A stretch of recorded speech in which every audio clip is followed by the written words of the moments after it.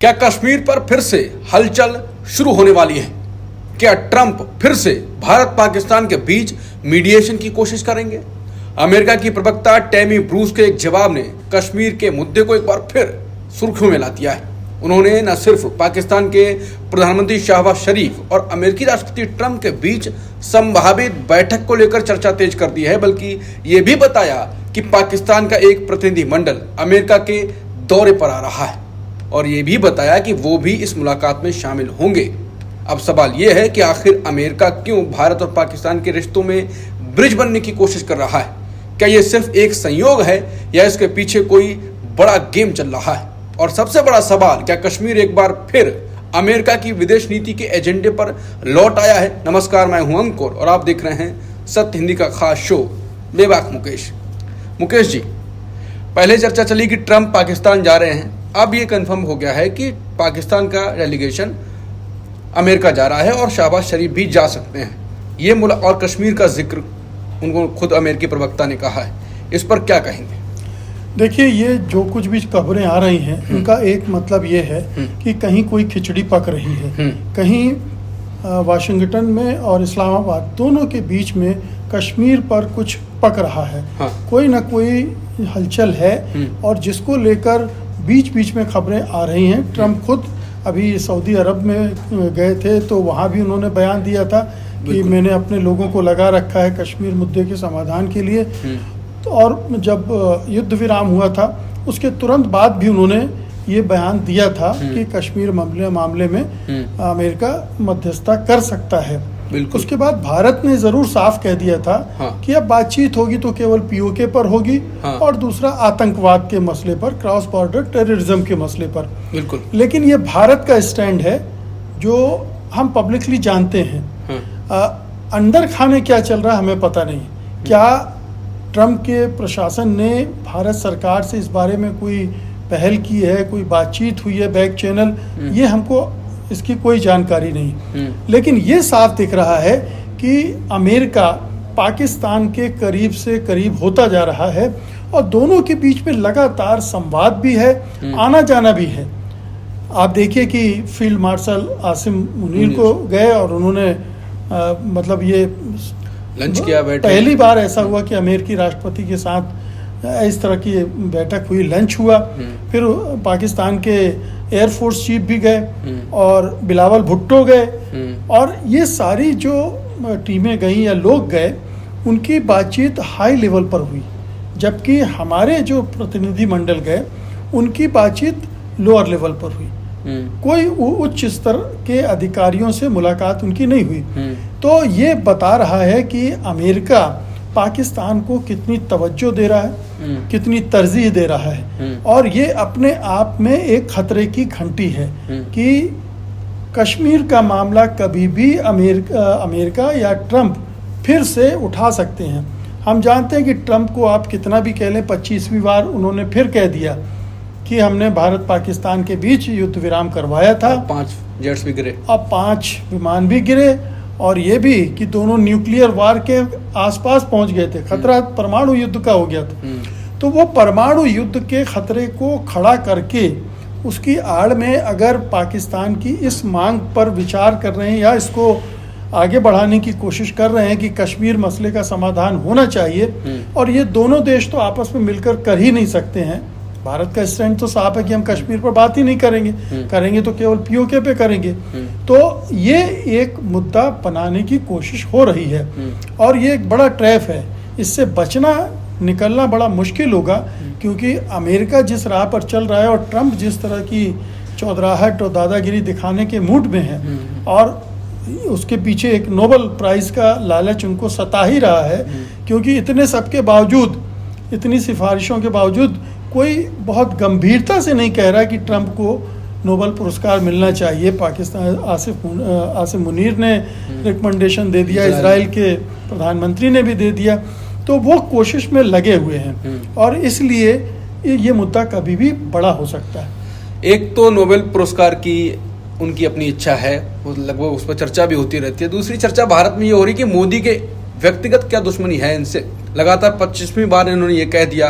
हालांकि भारत ने ये कहा है कश्मीर के मुद्दे पर कि हम बात करेंगे तो पीओके पे, जैसा कि आपने कहा, लेकिन ट्रम्प तब भी नहीं रुके। अब पिछली बार भी कहा, फिर कहा, और अब अगर कश्मीर पर उन्होंने पाकिस्तान के डेलीगेशन से मुलाकात करके एक भी शब्द बोला और भारत की राय जानते हुए भी, तो ये मोदी को और फंसाने जा रहे हैं। फिर मोदी जी क्या करेंगे, कुछ बोलेंगे? क्योंकि बोले अभी तक ट्रम्प के खिलाफ एक शब्द नहीं है। ट्रम्प की जो पॉलिसी है, मुझे लग रहा है कि वो बेसिकली वो रियल एस्टेट का आदमी है।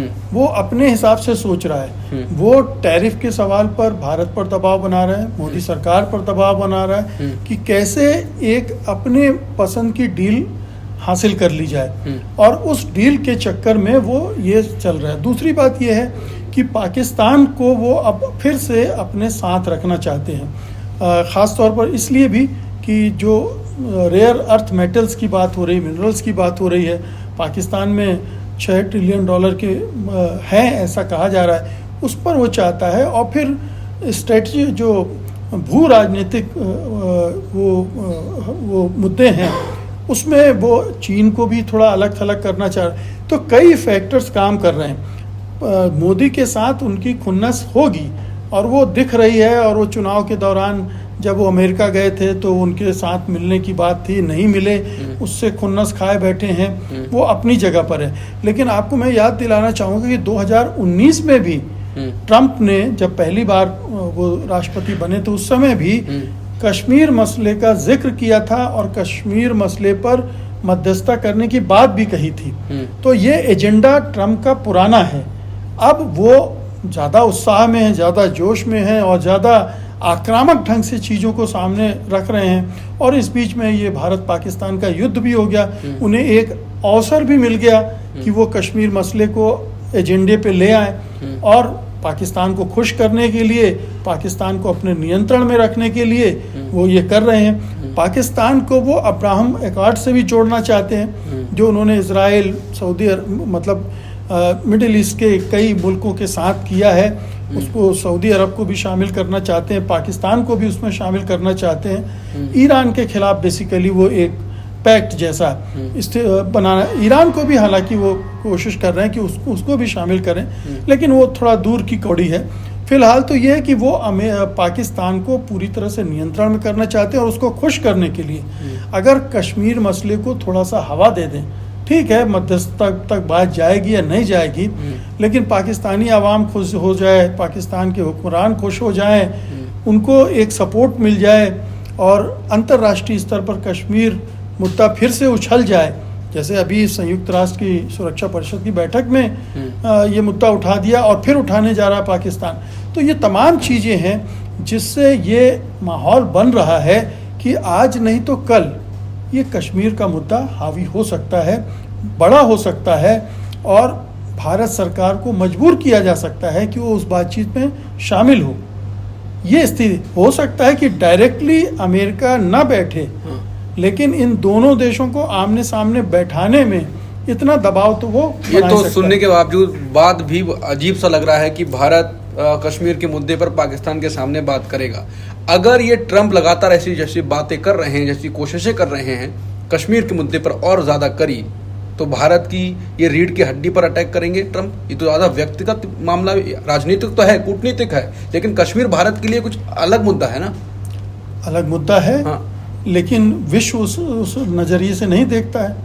दुनिया का अपना नज़रिया है। दुनिया इसे एक बड़े फ्लैश पॉइंट के रूप में देख रहा है कि दोनों परमाणु हथियारों से संपन्न देश हैं और ये एक जो अभी वार हुई 4 दिन की, उसमें वो उस स्थिति तक पहुंच गए जहां पर परमाणु हथियार के इस्तेमाल की बात होने लगी। और भारत ने जिन सैनिक बेस पर हमले किए, सैन्य अड्डों पर हमला किए, उनमें से एक बताया जाता कि वहाँ पर परमाणु हथियार, परमाणु बम स्टोर किए हुए थे। और अगर वो कुछ वहाँ हो जाता तो क्या स्थितियाँ बनती, ये कोई नहीं जानता। तो दुनिया इसको एक बड़े खतरे के रूप में भी देख रही है कि ये दोनों देशों का टकराव कहीं ऐसी स्थिति न ले ले कि परमाणु युद्ध छिड़ जाए। तो ये एक खतरे, चूंकि ये खतरा है, इसकी आड़ में भी बहुत सारी राजनीति होगी, दबाव की राजनीति होगी और वो होने जा रही है। ये एजेंडा ट्रम्प की उसके सामने है और वो पाकिस्तान को साथ मिलकर ही कर रहे हैं। आड़ में तो बहुत कुछ हो रहा है, मोदी जी अभी तक नहीं बोले। आखिरी सवाल कि क्या भारत को इस मुद्दे, क्योंकि ट्रम्प, अब तो मामला पाकिस्तान और ट्रम्प का लगातार ऐसा लग रहा है कि दोस्त हैं, बहुत भारत से करीब हैं, तो साफ साफ अब तो दिखने लगा है। भारत को इस पर बोलना चाहिए। अब ये मुद्दा जब आएगा, उससे पहले ही विदेश नीति पर तो बहुत चर्चा हुई है, कुछ तो अब बदलाव करने की जरूरत है। चुप रहे, सवाल बार बार ये आता है कि चुप रहे, अब तो बोलने की जरूरत है, अब भी नहीं बोलेंगे तो फिर तो बार बार ये भी बात होती है कि घरेलू राजनीति से विदेश नीति इनकी तय हो रही है। घरेलू राजनीति में भी इनको फिर झटका लगेगा ना। हाँ, लेकिन भारत ने तो अपना स्टैंड क्लियर कर दिया है, उस लिहाज से भारत तो पीछे नहीं हट रहा है ना। लेकिन जब दबाव पड़ेगा तब क्या होगा। बिल्कुल। और ये एक पॉलिटिकली बहुत सेंसिटिव मुद्दा है मोदी सरकार के लिए, बीजेपी के लिए, बिल्कुल, कि अगर कश्मीर मसले पर उसे पाकिस्तान के साथ बैठना पड़े तो जो सरेंडर एक युद्ध विराम के रूप में सामने आया है, नरेंद्र का सरेंडर, वो ये और भी बड़ा सरेंडर हो जाएगा। और आप अगर सामने बैठेंगे तो आप चार बातें आपको भी माननी पड़ेगी। तो ये एक बहुत ही विकट समस्या खड़ी होने जा रही है आने वाले समय में, और इसका एहसास मोदी सरकार को होना चाहिए, होगा भी। इसको कैसे हैंडल करेंगे ये मैं इतना सक्षम नहीं हूँ कि कोई राय दूं इस बारे में, लेकिन ये एक बड़ा मुद्दा खड़ा हो रहा है, बड़ी संकट खड़ा हो रहा है, और भारत को ये सोचना पड़ेगा कि इससे लड़ने के लिए वो क्या करे। अगेन फिर वो RIC आ जाता है कि आप रूस चीन के साथ मिलकर अपनी स्थिति को मजबूत करें, दूसरे देशों के साथ अपना अलायंस तगड़ा करें ताकि इस दबाव को झेल सकें। अन्यथा तो जहां पर आज खड़े हैं वहां से अगर ये मुद्दा खड़ा होता है तो हैंडल करना मुश्किल होगा। ट्रंप का दबाव काम कर जाएगा, मोदी सरकार को सरेंडर करना पड़ेगा। अभी तो बहुत बड़ी ही बात मुकेश जी कह रहे हैं कि मोदी सरकार को कश्मीर के मुद्दे पर भी अगर सरेंडर करना पड़ेगा, तो इसके अलावा अब, हालांकि मुझे अभी भी लगता है कि मोदी सरकार कितनी भी विदेश नीति में फेल रही हो, इस मुद्दे पर तो नहीं झुकने वाली है, ट्रंप को भी जवाब देगी। और अब अंतर्राष्ट्रीय मंच पर एक मुद्दा बना तो संकट तो आने वाला है। कुल मिलाकर इस मुद्दे पर हमारी नज़र लगातार बनी रहेगी, लेकिन इस मुद्दे पर मोदी जी की भी नज़र होगी। और ऐसे ही विषयों पर हम चर्चा करते रहते हैं। वीडियोस अगर देखने के लिए सत्य हिंदी को सब्सक्राइब करें, बेल आइकॉन का बटन भी दबाएं। पहले अगर सब्सक्राइब कर लिया है तो दोबारा बटन ना दबाएं, लेकिन अनसब्सक्राइब हो जाएगा। और सत्य हिंदी का एक ऐप भी है, उसे भी डाउनलोड कर लें। नमस्कार। Copyright disclaimer under Section 107 of the Copyright Act 1976. Allowance is made for fair use for purposes such as criticism, comment, news reporting, scholarship, and research. Fair use is a use permitted by copyright statute that might otherwise be infringing.